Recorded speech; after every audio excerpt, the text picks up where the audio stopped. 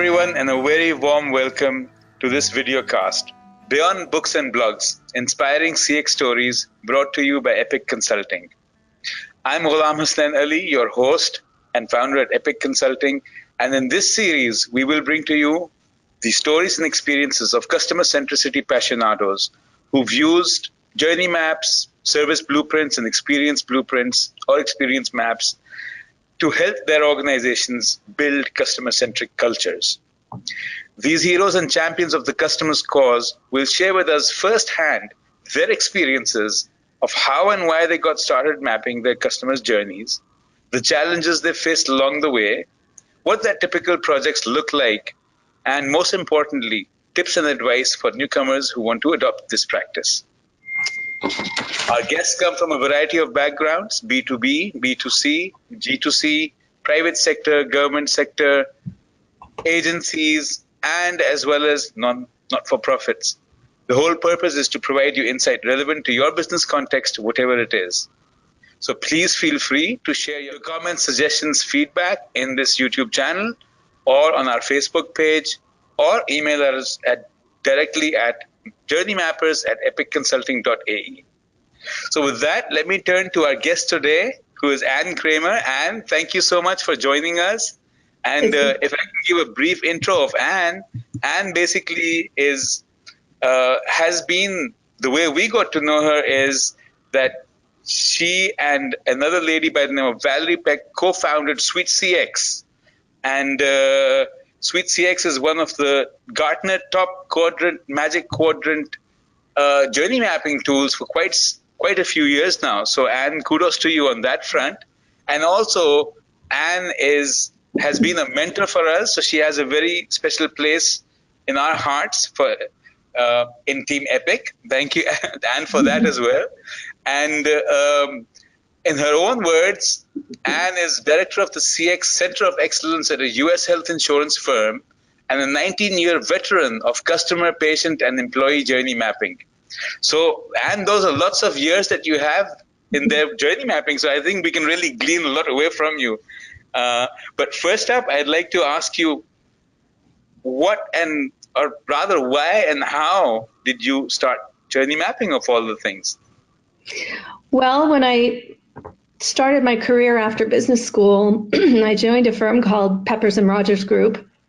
And Don Peppers and Martha Rogers are still very much thought leaders in the CX industry. It was a boutique consultancy. In 2001 or 2000, when I was an intern, this kind of thing was very, very new and really cutting edge. And so, but the grounding in the journey mapping that we did came out of business process improvement. And it was just putting a layer of the customer experience on top of that. So knowing that every company has opportunities for improvement, it was bringing the customer's voice in to help you prioritize what things would make the most impact, both on the customer experience and then, of course, on your bottom line, assuming that the customers are more happy and then more loyal in the long run. Okay. So if I wanted to take away from that as to why you started mapping, how would you turn that around? Well, the why for us as consultants was to quickly bring the client up to speed on understanding what their customer experience was, and a journey map allows you to really put your feet in the shoes of the customer and see how things break down or go well along the way. So don't fix what's not broken and then hone in on what is broken. And so we would often do this very first thing we would do with clients in order to show, look, we are looking at the entire customer experience, the journey from I'm a prospect, I'm thinking about interacting with this company, to I interact with this company all the time, or I'll never interact with this company again. So, out here, I don't want to make that nasty. confession about this place, but there it goes. Well, it's a reality. People spend a lot on acquisition, but then it's the leaky bucket concept of, you fill the bucket, but then the leak lets all the customers escape down at the bottom if you're not retaining It's really them. funny. I was talking to someone, in fact, just a couple of hours ago, someone who's been working at a manufacturer in the Midwest, and she was trying to convince her finance person in her organization that, listen, we're acquiring new customers and our revenue is growing, but look at the number of customers that we're losing all the time. And that's just bleeding and unnecessarily lost revenue. So, Right. I mean, but he didn't understand it. Or he just said, as long as we're growing, we're okay. Well, so all kinds of experiences, I guess. So, and for the rest of the interview, what I'd like to do is, especially for our audience, because a lot of our audience would be people who are in the industry and not in consulting. And one of the really amazing things about your experience is that you've had really robust, strong consulting experience, both in management consulting at Peppers and Rogers, and then subsequently on your own with Val, actually introducing the journey mapping tool Suite CX. But then after that, you've gone on into the industry and are trying to make a culture change within certain industry. And right now you work in the insurance space. So it'll be really interesting to understand how you went about, or how you've gone about kind of using journey mapping to start. I don't know if you use it to start off the journey, or how you've gone about using journey mapping in this new environment, in this new role, to make that culture change. Yeah, well, interestingly, yes, I am in industry, but the Center of Excellence in this particular case is kind of an internal consultancy. So we are going throughout the company and starting with some strategic partnerships within the company in identifying which customer to map first. And so that determines where we get started. And so our approach is really to really read and digest and really internalize the voice of the customer work that is out there, lots of surveys, focus groups, et cetera. Do whatever discovery we can on understanding what's going on in any given customer's experience. And then finally, sitting down with the teams with here's what we know, and then getting their feedback on that, as opposed to kind of a blank page.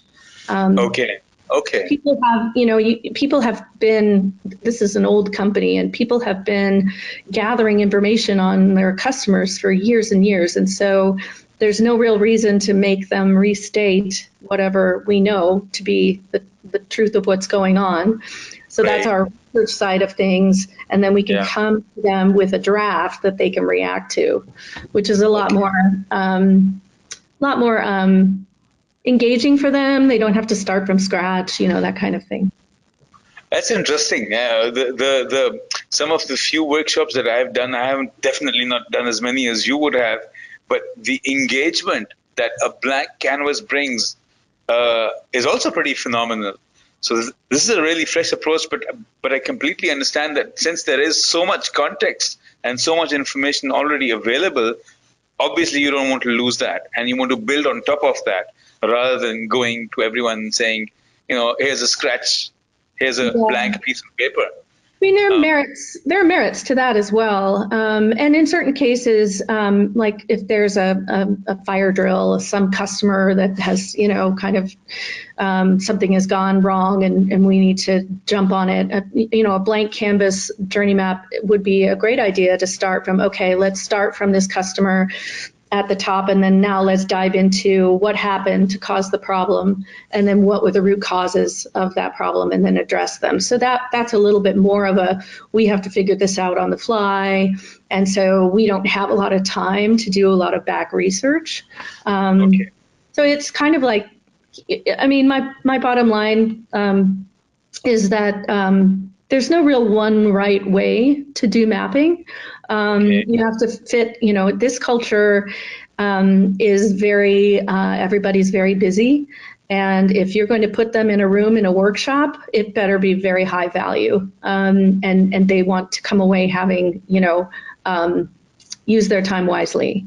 And so that's why I take this more approach like, hey, let's get what we know down on paper so that you don't have to, so that your time is used on validating that, filling in any gaps, and being strategic about what the opportunities are. Okay. Okay. And if I may also ask, what's the real driver for mapping all these experiences and helping these people build a slightly more, let's say, exhaustive view of what's happening with their customers on top of what they already know? Well, the drivers are, they're rooted in business outcomes, such as, revenue growth and cost reduction and all of that kind of thing. There's the driver of customer satisfaction and however you measure that. And then there's the driver of pure retention. In our direct business, for example, our customers can walk away at any moment and they can go to a competitor. Most people get their insurance through their employer. So that is much harder to lose a customer that way because the contracts are years long and, it's much stickier. But, in a direct relationship, they can vote with their pocketbook. Okay. So a lot of actually your mapping is in the B2C space then. It's in both. Okay. And I would also say in healthcare, especially in the US, the ecosystem is very complex. So, who is the customer can change at any given moment. So, I just described two of them, which is companies who purchase us for their employees. And then there are individuals or small businesses that purchase us directly. Right. Then there are dentists or providers, doctors, eye doctors, you name it, given the industry you're in. And potentially hospital people. And then the dentist has an office, so their office manager. And then we have brokers that help, I hire a broker to help me choose the right plan. So the ecosystem is really, really complex. And so it's no longer just a customer journey map. It is an ecosystem group of maps that tie into each other. It's very 3D. Okay. So if I were to then get into more of the mechanics of actually doing something which is so complex, could you walk us through that a little bit? You've suggested and indicated some of the aspects, but just putting that whole view together, of course, getting the information and data from different sources, and you want to make that as omnichannel or as much of a 360-degree view as possible. Mm-hmm. Putting that all together, perhaps you can, walk us through what that typical project kind of looks like, especially the complex ones, where the ecosystem is a lot more complex. Yeah. It is. It can be overwhelming, and so you have to start somewhere, and so that's kind of. In my first, few months on the job, it's been identifying where we should begin. I often like to begin with something that has a beginning, middle, and end, so that we can showcase what an entire map looks like, what you can do with it, already pull out some quick wins from that mapping experience, and so therefore have a proof of concept that you can then take to other people in the company, and they can say, oh, that really makes sense to me. I want to do that with my team.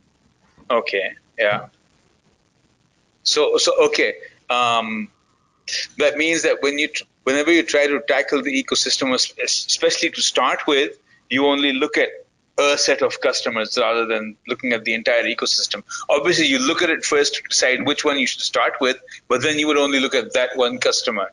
Right. So we took some time to identify all the different players in the ecosystem, because these experiences, you can segment your brokers, you can segment your dentists. in addition to segmenting customers and building personas and all of that. So it's a massive effort. Definitely multi-year, but starting, like I said, with, let's say in our case, our direct purchasing customers, we have more data on them, which is also, it can be a very data-driven effort in that case. When we have a company who buys us, we don't necessarily have the data on the actual members. Or not purchasing behavior or choosing behavior, right? So it's a little bit easier to look at this sort of complete organic unit. Yeah, exactly. Yeah, where the decision making isn't that complex. So basically, what you're saying is you start with something simple that you can get a hold of and grip off end to end, and you can actually start getting quick wins out of to showcase the results. Yeah. Okay. Exactly. So in that then, well, all right, fair enough. So in other words, you're saying that one of the challenges, and my next question is going to be about typical challenges that you kind of face. One of the challenges is certainly breaking through the complexity in a highly complex ecosystem. Yeah. But okay, so now you've broken it down and said, okay, let's start with a small unit which is manageable. What then are some of the challenges in that you might typically face in one of your, or you faced already in one of your end-to-end projects? A couple things jump to mind. The first is change management. People, in organizations, it's just a lifelong thing that companies have to deal with. And so introducing this as a methodology also requires an acceptance of the fact that this is going to help you prioritize what initiatives you work on. And so, if the company is really going to commit to being customer-centric, then that customer experience has to be a part of prioritizing resources and initiatives. And so bringing the internal stakeholders along in that philosophy can be challenging. It's challenging in any company, I think. And so getting alignment from senior leadership is critical, so that they're then, top down, pushing this customer centricity, but then also from bottom up, making sure that the least senior person who's on say in the call center or something also has feedback that's really valuable, so that when we come to the call center, just as an example, that change is that people's voices feel valued, and we all have a shared purpose. Okay, so it's okay. I can understand that from the top. A lot of things at the top to make that change or to make that mind shift might have to do with numbers in a lot of scenarios, because they're driven by numbers. And of course, you can make a direct business case on, for example, the retention perspective, or the cost to acquire a new customer is so much more than the cost to actually retain one. But when you go to the bottom part, how do you kind of make that mindset shift? How do you make that happen? It comes from, this is where we get into employee experience and how important that is to deliver customer experience. So how am I rewarded? How am I trained? What is the culture? Do we roll our eyes as soon as we get off the phone with the customer and laugh at them? Or do we, do we have a real caring, nurturing kind of culture with our customers in terms of how we speak, the tone of our voice, all those things. And am I rewarded for delivering on that? Okay. So has that been a challenge in this particular context or in some other engagement that you've been through? Because I'm sure that, especially when you're trying to make a culture change, that would be such a huge challenge. It is. And in our case, just to keep on the example of the call center, I don't want to pick on the call center, but in our case, we have three call centers. Yeah. We have three call centers in three different parts of the company. And so you can have a call center philosophy, but then you're going to have a culture, an individual culture within each of those three. And so, again, adding to the complexity, how we drive the message home may be different in each of these three teams. Okay. Yeah. So, like, for example, in the U.S., there are parts of the country that are hubs for call centers. And so these, one town will have 5 different call center companies, and therefore the agents can switch very easily. So retaining agents, it becomes really important because they can leave at any time and just go to the company next door. Okay. And in all these experiences, do you really see journey mapping as something which sits at the core of these transformations? And if so, how? Obviously, I'm biased, but yes, I absolutely do. Because if you are constantly literally laying your eyes on the customer journey and where those pain points are and where the moments of truth are, if it's always top of mind, then you will be doing the right thing. You just by the very nature of making sure that the customer experience is brought into every part of the business, even HR, even finance, even IT, and legal, especially legal. And so everyone wants their jobs, Anne. But then the other really important thing is that the journey map be a living, breathing thing that is always being updated so that you can see the successes that you've had. So, it's not just a map that we built 6 months ago and it's now kind of one corner of the map on the wall, is no longer stuck to the wall. That it's actually something that people can look at and really understand, here's where we are in our current state, but here's all the wins that we've had from 6 months ago. Okay. So there are a couple of things from that, and I'm not asking you specifically in the format of the questions, but we're addressing everything in that process. So you're saying that engaging everyone on the journey map is important. Yes. And communicating that sense of urgency of the change that is required to make the experience better through the journey map once again is important. Mm-hmm. So how do you do these things? What particular aspects of the entire project help you, or what are the tactics, I would say, to make sure that everyone in the organization is engaged on it and they see it all the time as you're suggesting, and they feel it? Yeah, the feeling it. That's it. So you've got to be able to tell a really good story around how something is painful.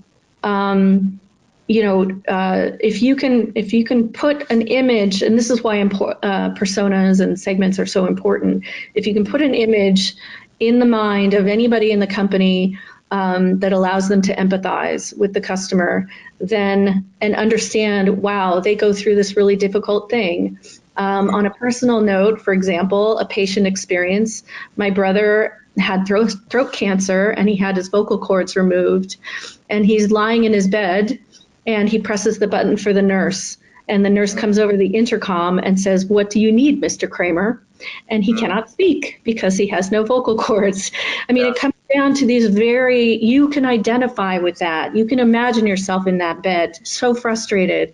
And then you have to bang on the bed in order to get them to come in and finally take care of you. Right. That's the kind of thing that really drives it home for people to say, oh, wow, yeah, we really need to fix this process. So how do you get them to that point? How do you get all these different teams, heads, people to that point? What kind of activities would you do? Or do you do? Well, there's a lot that in the actual mapping itself. So in that workshop of everybody, everybody junior to senior in that room can see that we're all working on the same thing. We try to make it a safe space so that people will feel free to comment on what they, strongly feel needs to be fixed. It's a lot of wrangling of, different personalities, and that's the change management piece of it. So it starts with, of course, there's some initial communication that this is the kind of new thing that's happening, but the magic kind of starts during those workshops, in other words. I believe so, yeah, because often, so for example, I had a large automotive client for a year, and I traveled all around the world to different markets to map that individual market's customer journey. And in Brazil, in Sao Paulo, where that company was located, there was the marketing and the corporate team was outside of the city. And if you know Sao Paulo at all, it is humongous. Yeah. And the finance group was downtown where all the banks are. And so just bringing the finance group, who never traveled to corporate or very, very rarely, and having the financing marketing person meet the brand marketing person for the first time in this journey mapping workshop. And then immediately the quick win was, A, now they know each other. B, the financing arm of the company was using outdated brand standards and making promises that are no longer, okay with the corporate marketing structure. So that was a quick win right there, just in that handshake. Amazing. It always shocks me. It never fails to shock me that, how silos just don't realize what's happening with the customer, and the business is actually meant and supposed to be for the customer. Yeah. It's amazing. But I guess that's what size does eventually. That's a really good point, too, in that you just have to assume that everybody is well-intentioned. I mean, silos happen. Nobody wants to deliver a horrible customer experience, but it just happens. It's a company is a group of, faulty humans. And it's really interesting. It's kind of amazing. I've never been a people's person. In fact, that was one of the complaints that my colleagues and peers and subordinates had early on in my career when I was with Ernst & Young, and they used to have these two broad categories. You're either a task person or you're a people's person. To work in between.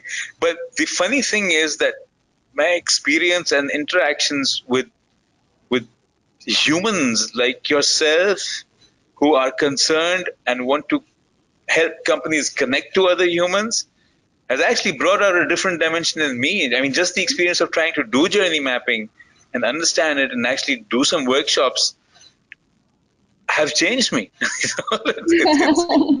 Well, that's why I can't put too fine a point on the concept of empathy, really being able to, put yourself in someone else's shoes and get out of your own, view of the world.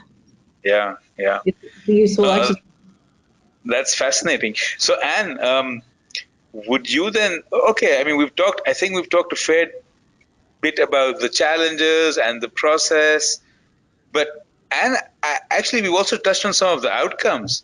But if you were to kind of broadly divide the outcomes into the soft outcomes and softer benefits and the tangible real benefits of journey mapping itself, and let's talk about journey mapping itself, because it's another thing talking about the initiatives that come out from the mapping sessions, but the mapping itself, yes, it points you in the right direction.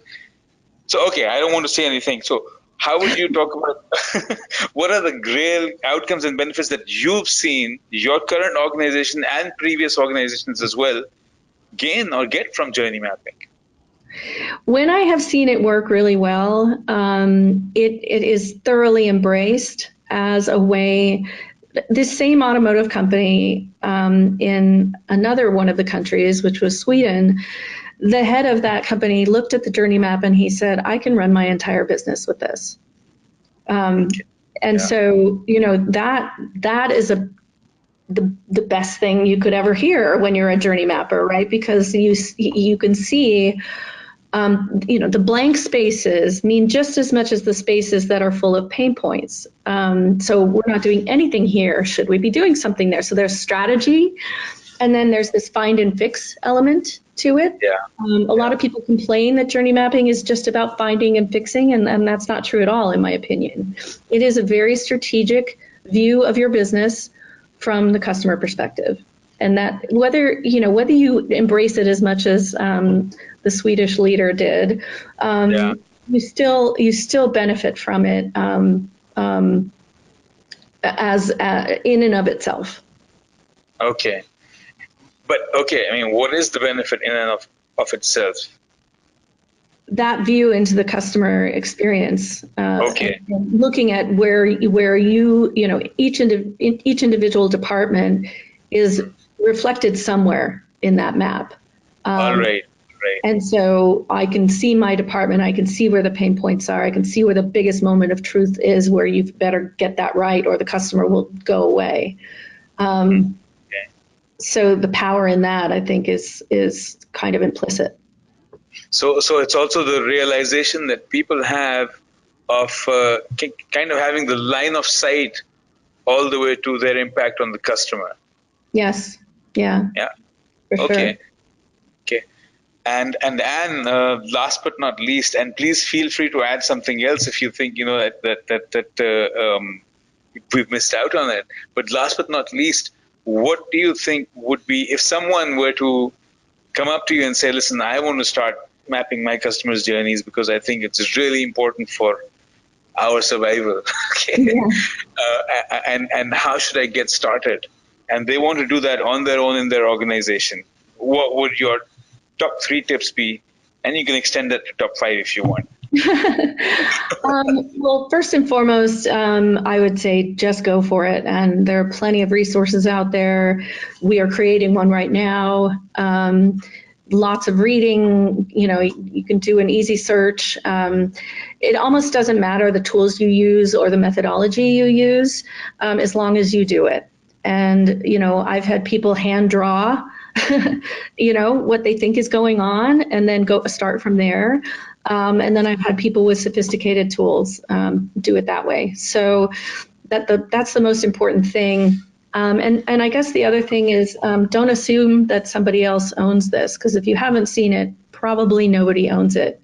And so it's a bit of a risk to determine, I'm going to do this, and I think it's going to help our company. And oftentimes, maybe not so much these days, but oftentimes CX in any given company was an organization of one who already had another job, right? Yeah. And so another way that journey mapping is very useful, again, starting small with something that you can capture, is it allows you to keep tabs on what's working and what's not working. And therefore, when you're in your job as a marketer or as a strategy person, you're able to whip out, hey, look, I did this the other day, and it's showing me this. And right. It's impacted my role in so many ways. What do you think about this? What's your input to this? And so it can grow organically. Okay. So start small, discuss it with people around you. I think that's what you're also implicitly saying, right? I mean, make sure that you share it, in other words, right?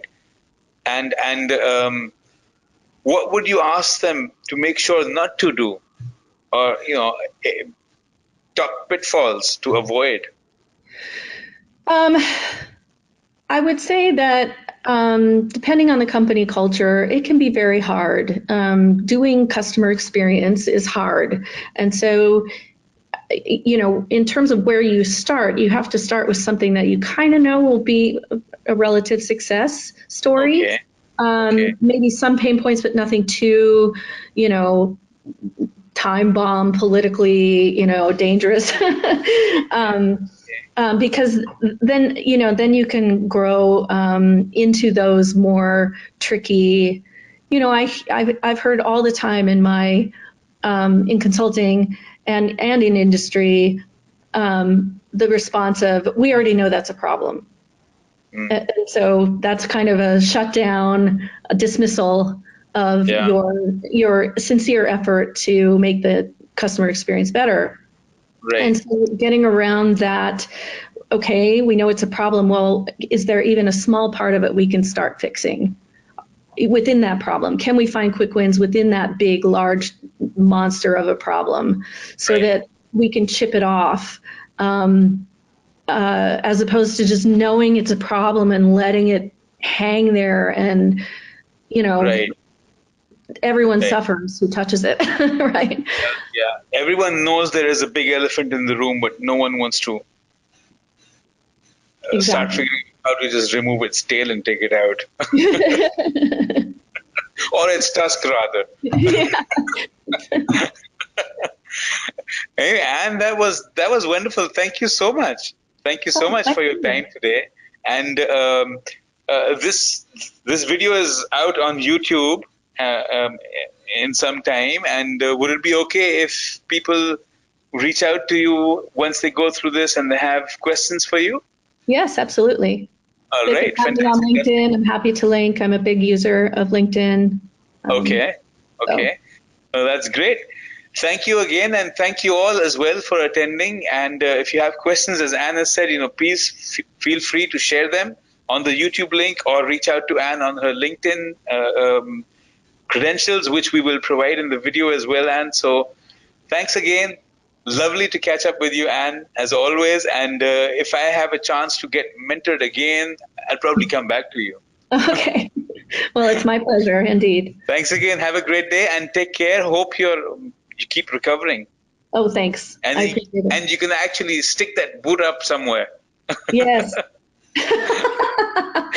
right, Anne. Or something. Take care.